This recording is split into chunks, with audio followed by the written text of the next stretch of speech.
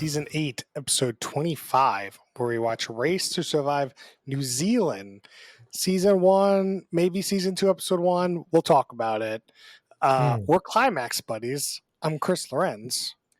Do you think if I catch enough possums, I'll come back jacked? This is Brian. Not like peanut butter, but not bad.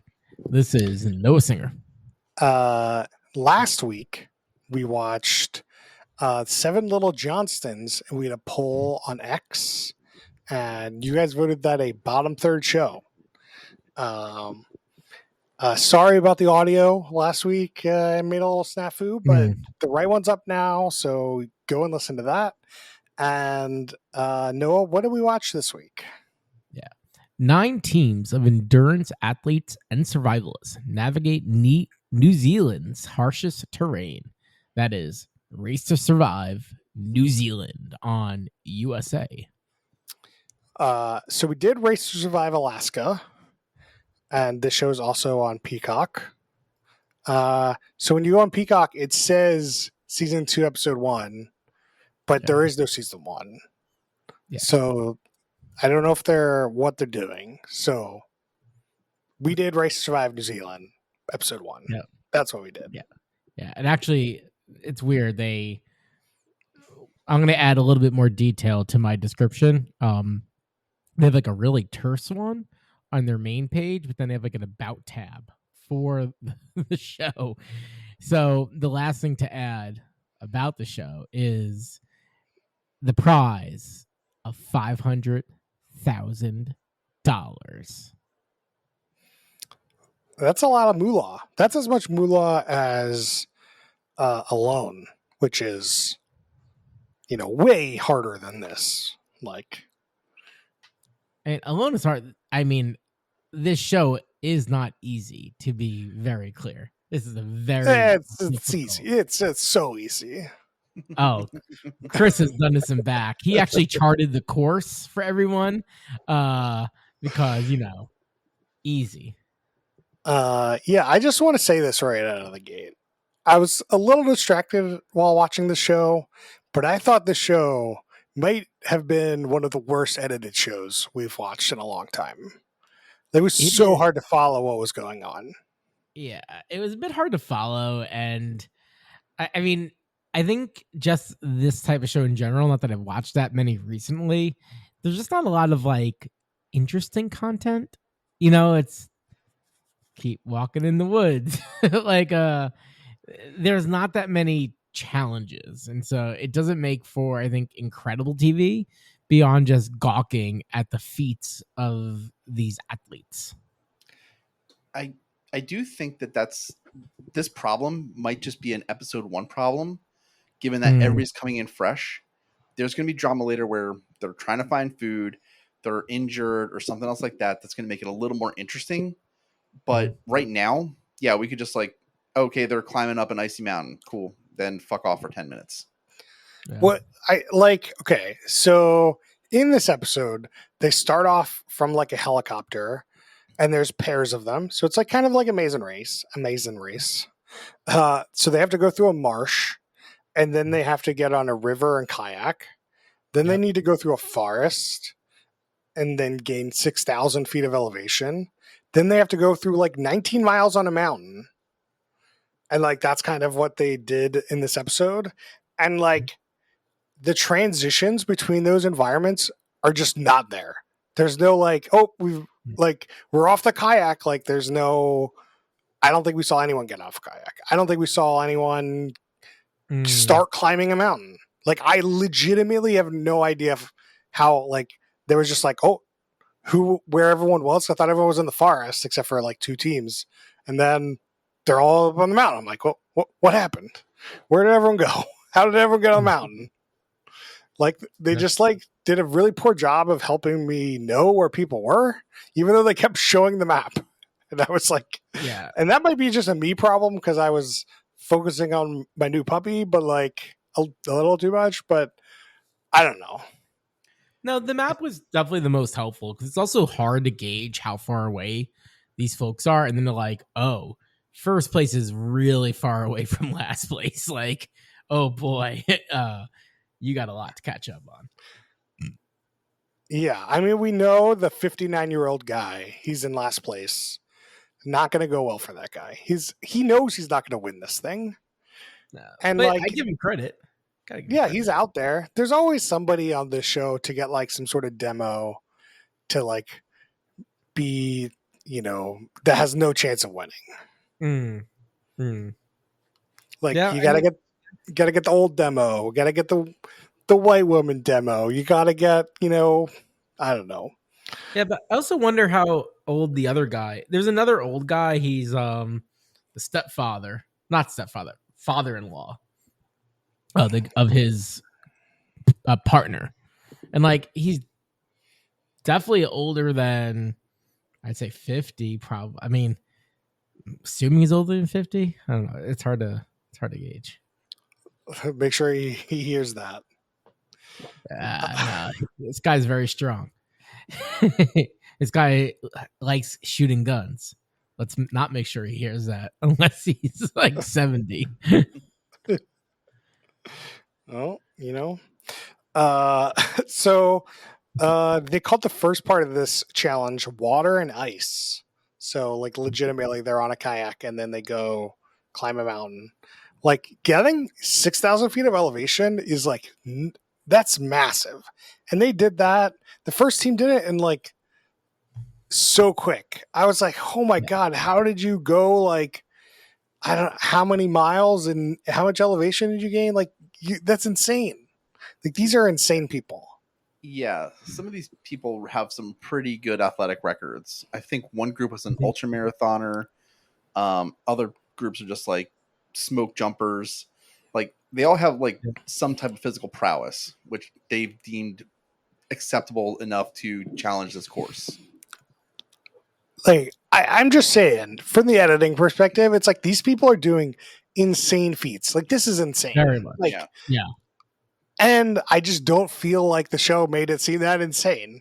Like it's not like every minute I want to hear like this team has went 3 miles and climbed 8,000 feet of elevation in like 12 hours.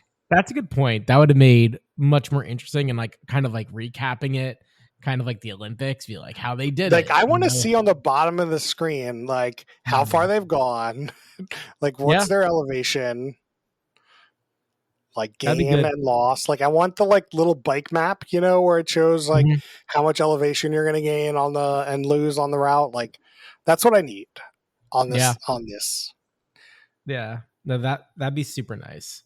Man, we gotta put more stuff on. Damn, this guy's 43 years old. He's not even near 50. Okay. So, no, I hope he doesn't listen to this podcast. Yeah, I hope not. But I do agree with Brian that this is kind of a first episode problem in a way. Like I think this show is going to gear up to be way more interesting when you get rid of the stragglers, like they're done. And then it's really just like the top performers and they're like losing. They need to, the big aspect of the show is like, you have to survive.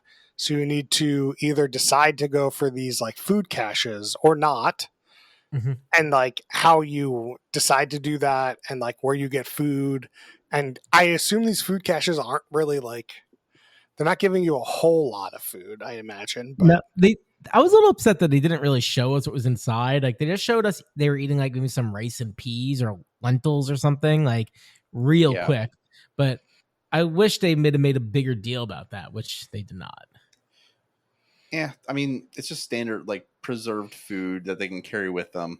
Like, I don't know if I needed to like go into that much. No, but like, I'm surprised that they didn't like the reveal of the cache. Like this was sure. It's one of the exciting things they could have done. Yeah. It's like, oh, we stopped. It's time to see what's in our cache and show us like what was there. I mean, as Entertainment Weekly put it, this was a 75-minute supersized premiere episode. Supersized. Like, it's not small, it's not medium, it's not large. They went for the biggie size, and like, we didn't get to know what's in the cache. No clue. Well, they did like go pretty far. They did do like a lot. Oh, yeah. So I don't know. Probably the cameramen were off when they were opening up the caches. Could But be. I mean, it yeah, would have been nice to be like, okay, these people went 20 miles up 6,000 feet of elevation, which is roughly 40,000 calories or whatever the fuck that would be. it's like And to the then moon. like, and then this cache has 6,000 calories or Yeah, yeah, something like, yeah. so like, oh, if they want to maintain their pace and keep going, they need to like find 12,000 calories of food or something. That's a good one. There's another thing too, which is like the hidden heroes of the show are the cameramen. Like, I'm assuming they just have tons of camera people, I guess, not just cameramen, but camera folk. Because like they're getting very good shots of people moving very quickly, on very hard terrain. Like they are the heroes.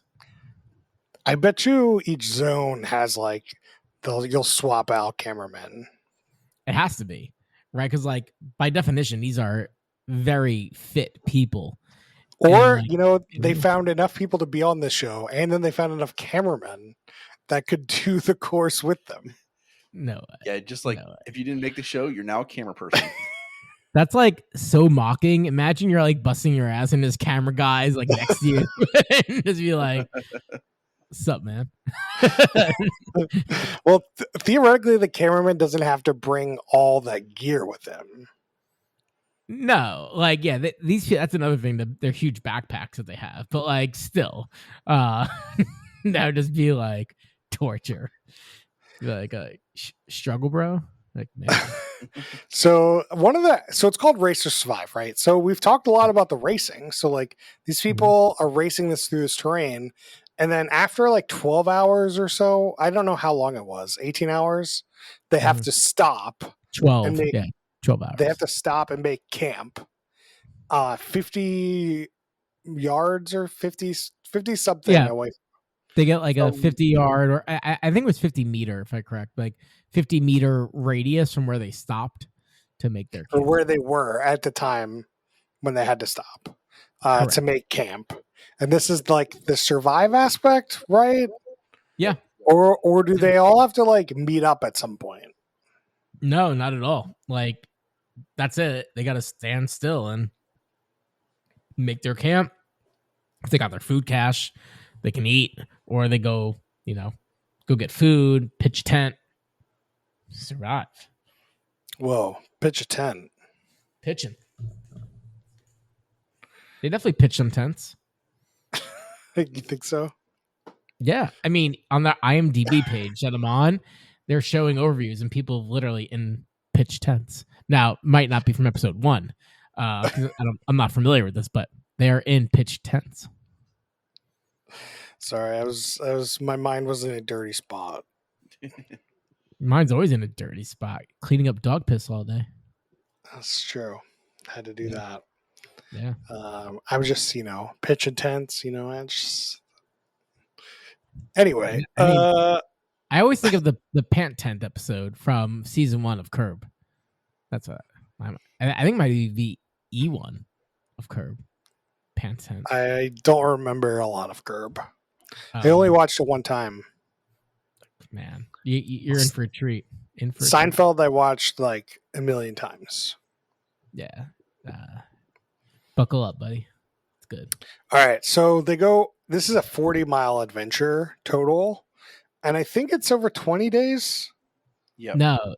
So at least on the IMDb page, it says endure more than 100 miles. Oh. So maybe it's 40 days. So the divorced couple at some point, which we got to talk about them, said that they're doing this for 40 days. Yeah, no, you're right. They did say that. I'll try to triangulate that, but yeah, like the headline on the IMDb page, it's like more than 100 miles for $500,000. So yeah, which the divorced couple, I wrote them down. Paulina and Creighton. Apparently, they got divorced like 4 days before the show started, or before they got a call to be on the show. Yeah, and they're just doing it, and it's like so stereotypical, like divorce, like, oh, you're in the way, get out of the way. What are you doing? We got to do this, and like so much bickering, and like there's definitely a lot of hatred going around between the two of them. This is I don't not know.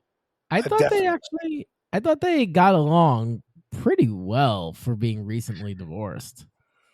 Okay, Brian. They had a little. There was tension, and it's going to cause them much more problems later when they're like tired as fuck. They weren't Yeah. doing it well enough at the beginning to think that they're going to make it to the end okay. But it might be out soon enough anyway. I don't know. I just think like it's hard for me to gauge because You're not divorced? well, no, not that, but like they're in a tough spot. You know, it's like this is a hard challenge. Like just get on nerves. But that's going to be all these challenges, and that's also marriage. And it's just going to be tough problem after tough problem. Like if you can't handle these, like it. I mean, yes, these are more difficult than marriage, but it's already clear that like they didn't really have it together for marriage. Yeah, Brian makes a good point. could be. I don't know. I think it's ups and downs. I just don't think that's the course. I don't think this show's edited very well for us to say either way. To be honest with you, True. Yeah, they could just be showing like the drama-filled parts. Let's see. We talked about we got Ethan and Tyree. They are smoke jumpers, which I had no idea was a thing. Did you know this was a thing? I thought that was just like a name. I didn't realize that was like a thing they did. That's their career is like smoke jumpers. Yeah, no, I didn't catch that. I have no idea what a smoke jumper is. I don't. They apparently like parachute in for firefighting or something. Something ridiculous. I'm like, what are you even doing? Their summer is absolutely fucked. Like you're just fighting fires the whole summer, but then you're also doing an awesome job.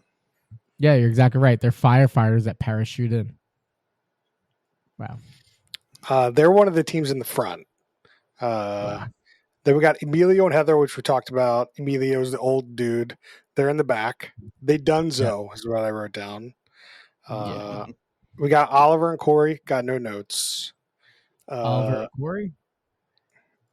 Ashley and Ryan.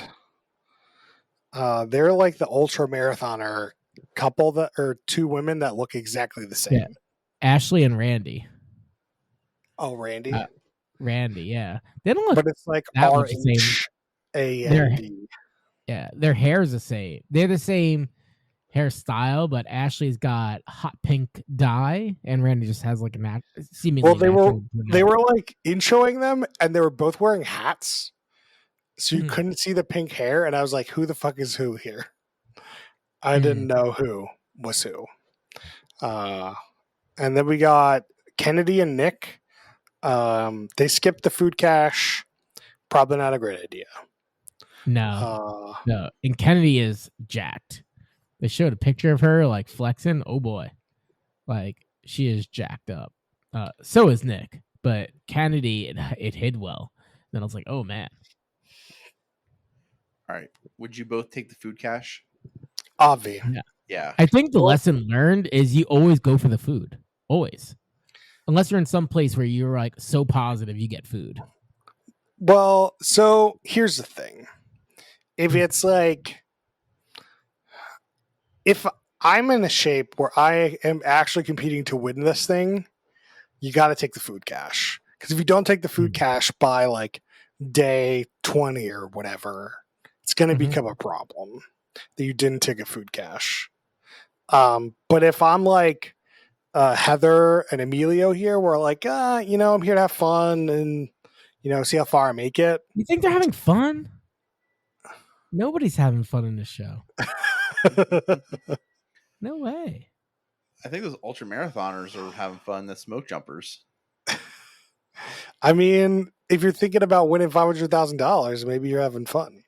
I mean, I think they're having relative fun. Let me take that back, right? Like, this is definitely a fun life experience to get to be. Or it's, I'm there for the challenge, right? Yeah. And like the further I make it, the more money I make or something, then maybe it'd be worth skipping the food challenge. I don't know. I still don't think it'd be that worth it. Nah, I think the lesson learned from this episode: always go for the food until you're very familiar with your terrain. And like that's hard to predict because they are not familiar and they don't really know where they're going. You'll never be familiar. There's no point. The only thing you could probably do is go and like find some berries or something. Like you're not going to get any meat or anything. Like you're not there long enough.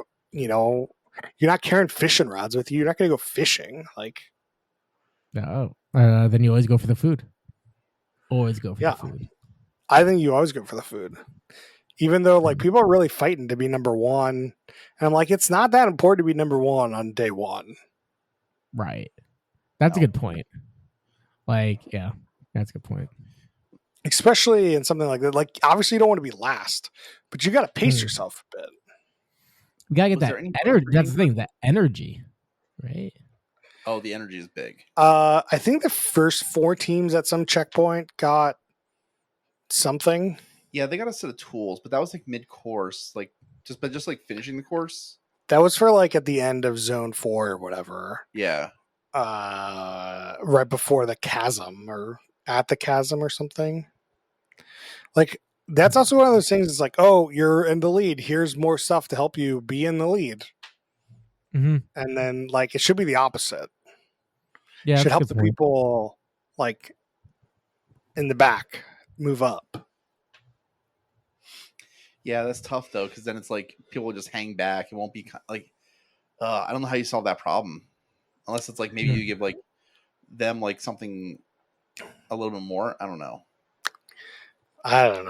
Not my problem. Maybe you give them like the people in the front get to use it first, and then then you can use it. Okay. So like it's advantageous to get there first because then you get to use it. But like if you're so far behind, like no one's going to be using it, so you're fine. Yeah. I don't know. It's just kind of silly to do something like that in a race like this. I think, but because it seems like these people are pushing themselves anyway. I don't think anyone's pushing themselves extra hard because they're like, oh, I need those tools. Yeah. They're like, I don't want to be in last. Yeah. Also, like, but I guess you don't. Oh, like they have these big backpacks. Like, I'm kind of curious what's all the stuff in their backpack. That could have been cool to understand. Like, you got to make different choices, right? And like, what's allowed, what's not allowed. Yeah, you're just talking about alone, like a well competent show, even though it's shot by the contestants. Like, yeah, we did Alone a long time ago. Yeah, I'm still watching Alone. There's a new season. Yeah. It's pretty good. Yeah. Like it kind of gets old after a bit, but there's only one season every year, so it's not like they're not survivoring it or like bacheloring it. Mm-hmm. Right. It's enough of a slow drip. You don't. Yeah. You can't go too fast on the drip. Well, apparently there's an Alone in Australia now. Oh, you can watch Alone Australia. It's just gonna kill you there. Don't look at me. I ain't doing that. You can't pay me enough to do that. Could I pay enough for the depends where in Australia. You can definitely pay me enough to do regular Alone. How long do I have to stay? 1 hour. A week. A week? That's it? I could starve myself for a week. No, you can't. No. You crazy, man. You are crazy. There's berries all over the place. All I need to do is find some berries, put up a tent. I'm good to go. One wrong berry, man, and that's dysentery city. Well, I mean, I get the train. Still get the training that they give everyone. Oh, okay. Yeah. Oh wait, so I forget about this training. Like they prepare them properly. We probably didn't talk about it, but they do. Like before they send people out into the middle of nowhere in a foreign environment, they spend like I think couple days to a week like figuring out like what plants are in the area, what you can eat, what you can't eat, stuff like that. Okay. And like actually making sure you could survive out there, I think is also part of it. That definitely makes sense. Like being able to survive seems like a prerequisite. If you can't, then you're just like, who can outlast this? Well, some of the seasons end up being like who can like starve themselves the most or the best. Like, at some point it's like, could you make a good enough shelter? Did you get enough food? And like to just sit there for longer than somebody else. Yeah. Yeah. I mean, that definitely takes practice going into the show. Like probably do like intermittent fasting and then this extended. Yeah, Like there's body definitely a unit. contestant that like won that was like he knew he was coming in to starve himself and he like knew what he was trying to do. Yeah. I do think people are going to look back on like intermittent fasting and be like, those people are just dumb. Just dumb. I don't know.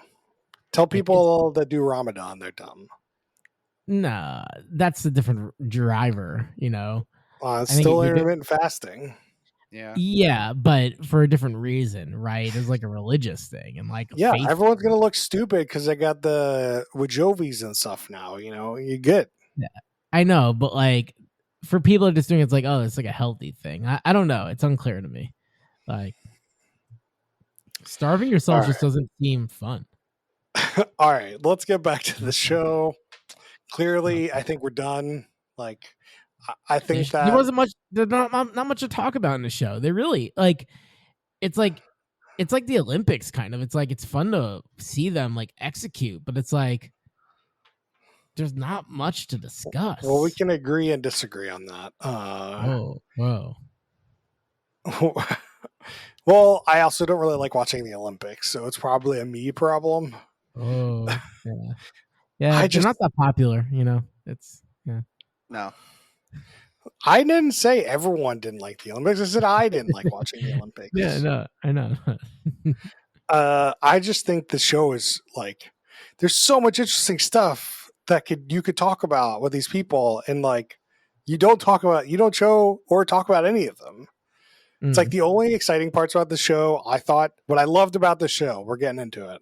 What I loved about the show was the vistas and the shots of like the wilderness. That was like, it seemed like that's like whoever was producing the show was like, the show, what's going to be great is the vistas. So make sure you get all the shots of the vistas and not like shots of like people struggling or like talking about food or like things that I would want to watch in a race. Yeah. Like what kind of tent setup they've got, were they going to do anything like stuff like I want to know more about that and they didn't talk about any of that. Yeah. Noah, what do you love about the show? It made me want to get up and do something again. Like you see these people hustling and you're like, man, I should be hustling. And so I appreciate that. Brian, what do you love about this show? I'm not going to go with the easy answer, the vistas. I actually do like the competitive nature of this and like that. Like, it's not just like your typical like wilderness show. It's going to be much more difficult. And that's exciting. I think it's like a little more challenging than Alone. All right. I don't think there's a point of going worst human being unless you guys think there is. No. I'm trying to think. Yeah, I don't think so. Let's do drinking rules. Anytime somebody passes somebody, take a drink. Noah, what do you got for me? Anytime someone takes a step and they're like, oh, I didn't expect that. Take a drink. Is this a baby show now? Oh. Oh, I mean, I do that. I go, oh. Brian. Anytime you get a scenic vista shot, take a drink. Anytime somebody does fall, take a drink. Finish your drink. Okay. Yeah. Anytime someone takes a little nibble of a bug. Less about this episode, more about the series. I mean, they did eat a mealworm in this episode. They did the peanut butter, but like it just you wouldn't be drinking that much in this episode. But my guess in the series, you got some bug nibbles. Anytime they mention that they're hungry, take a bite of your hamburger. Just rub it in. You got to be watching these shows while you're eating for sure. You got to eat a hamburger? I mean, you could drink too if you want. What about a cheeseburger? What about like a hot dog? No, Is no that, cheese allowed on these burgers. man? Very precise. Very precise. Would And this cheese. Yeah. would this show be better as a Quibi or TikTok? Yeah, I think that like cutting out a lot of like the in betweens where it's just them walking through it, that can go. Just show me like the drama. I just, I just want a better edited version of the show or a better shot version of the show. I don't know, but I don't think a 10-minute version of the show would be all that interesting. So I'm gonna go with no. Yeah, I guess I can see that. I just want like something different. I just want you to like sit down with this footage and be like, what is interesting about this first part of the race? And then edit it in a way that shows me that. Because what you did is you didn't do that. And you just edited like, I don't know, like a college student that was just like, edit this together. And I think it was poorly like executive produced. Yeah. What do we have? What's our Max is in here? Yeah, we don't have his speed question. Just ratings? We did a ratings? Yeah, because we already did the what did you like? There's no host. Yeah. So, all right. So we do ratings. We do a stack ranking system between top, middle, and bottom third. And some people stack rank in their stack ranks. And I'll go first. Nice. As it should be obvious from what I'm talking about. I think this is a bottom third show. I think the show is really bad. At least this first episode is really bad. Like, it has potential, I think, to be better as like more drama ensues with like but I really think the show has so much potential. It's very disappointing. What do you got for me, Noah? Yeah, man, it's hard. It's a well shot show, poorly edited, poorly scripted. And so I'm torn. I think you're right. It's a bottom show, but I'm putting it at top of the bottom because it feels very different than other shows in its garbage can. So bottom, top of the bottom. Brian, what do you got? I'm going to go bottom, top of the bottom as well. I think if I watch one more episode, its rank was probably going to go up. But yeah, like we were distracted during this, and I felt like I can tune it all out and still get the gist of what was going on. Yeah, I think that's the biggest thing there. Yeah, for sure. Yeah, so tell us what you thought about the show on X at Who Put This On. We'll have a poll up, and I promise the audio will be right this time. So now we do shout outs, and I'll shout out Alone. The season of Alone's pretty good. Watch that instead of this. It's much more interesting to see how people like try to actually survive in the wilderness. Very fun. And for some reason, I decided to put on 90 Day Fiance the other way the other day. And show is just as good as when we started watching it. It is back to being good. People watching, it's like these people are idiots. So many red flags, and they're just doing it anyway. And I'm like, you're an idiot. And I love it. The Indian woman and guy are out of the show, and it's not an hour and a half long anymore. They've really nailed it. They really brought it back to its roots. It's pretty good. There's this woman that, she's moving to Iceland, and like, whatever. Iceland, speaks English, but one, she's black. She'll be like one of like 20 black people in all of Iceland. Could be good or bad, but she wants to be a midwife, and she's like she got accepted into midwifery school. But she's abandoning midwifery school to move to Iceland for this guy. And this guy's never had a long-term girlfriend before. And he's 38. And there's no talk of marriage.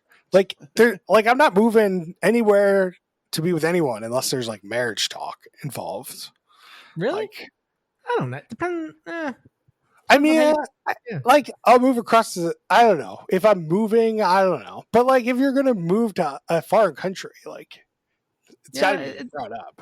It depends. Although I think out of everything you just said, I'm surprised the black population of Iceland went up almost twofold in the past few years. That's incredible. Yeah, well, I don't know how many black people are there, to be honest. I think in the show they said 5 people, but she was making that up. So Yeah, I mean it's skyrocketing. Brian, any shout outs this week? Yeah, Katie and I have been watching this show called The 1% Club on Amazon Prime. It's basically like, okay, you remember those like 1v100 shows, but like it's more trickery puzzle type questions. And then like you have time to like answer them yourself. Like they even have like a little app if you wanted to like play along with it. It's a little fun to do together. Noah, any shout outs? I don't think anything new. Still in the Bear. Still in Game of Thrones. Watching a lot of Hacks on Max. I've shouted it out before. It was season 3. Hacks is very good. If you haven't got into it, I think it's very enjoyable. And I'd recommend it. Brent, would that show be something we'd be doing on the podcast, or is it more of like a game show? It's very much like a game show. Okay. Spoilers. We don't do game shows because there's not a lot to talk about. So we don't do them. Yeah, this would be like very short. Like you watch one question that's like, okay, I got it. So next week, I think we're gonna do Owning Manhattan, right? Yeah. Or we're gonna do The Boyfriend.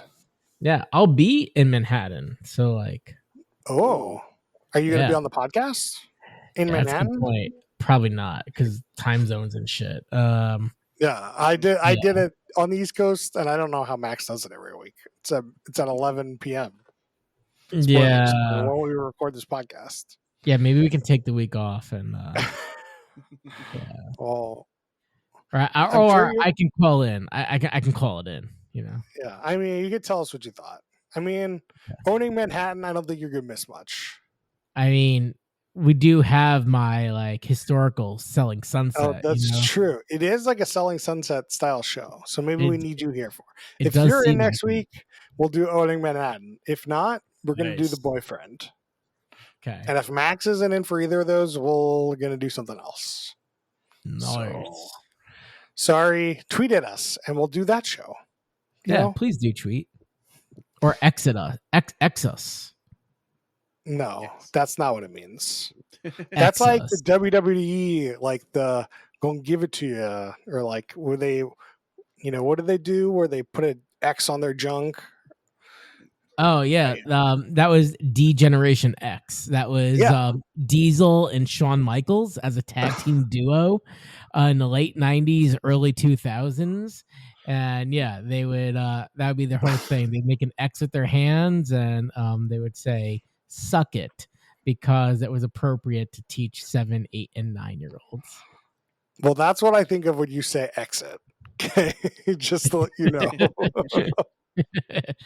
X.